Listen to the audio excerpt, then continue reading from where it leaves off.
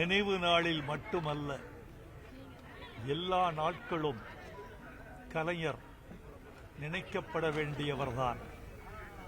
தமிழ்நாடு அவரை மறக்காது. காரணம், தமிழ்நாட்டின் கட்டமைப்பை கட்டி எழுப்பிய சிற்பி அவர்.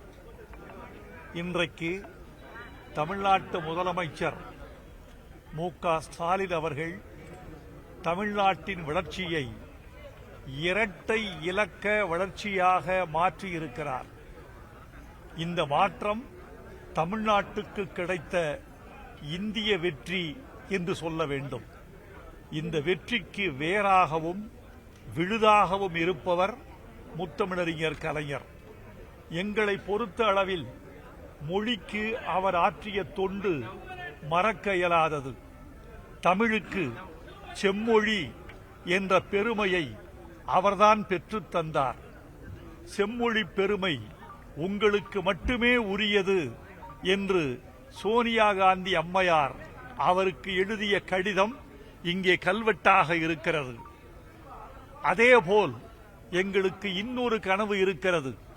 தமிழுக்கு செம்மொழி எப்படி எங்களுக்கு பெருமை தேடித் தந்ததோ, திருக்குறள் தேசிய நூலாக வேண்டும் என்பதும் எங்களுடைய நீண்டகால கனவு, இன்னும் நிறைவேறாத கோரிக்கை. இந்த ஆண்டு விடுதலை திருநாள் சொற்பொழிவின் போது இந்திய பிரதமர் மாண்புமிகு நரேந்திர மோடி அவர்கள் தன் சொற்பொழிவுக்கு தேவையான குறிப்புகளை இந்திய மக்கள் வழங்கலாம் என்று அறிவித்திருந்தார்.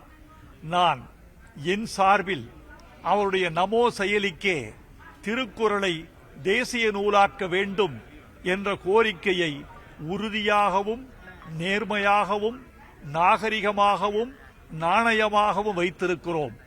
தமிழுக்கு செம்மொழி பெற்றுத் தந்த தகுதி எப்படி கலைஞருக்கு மட்டுமே உரியதோ, திருக்குறளை தேசிய நூலாக அறிவிக்கிற பெருமை மாண்புமிகு பிரதமர் அவர்களை சேர வேண்டும் என்று நாங்கள் விரும்புகிறோம்.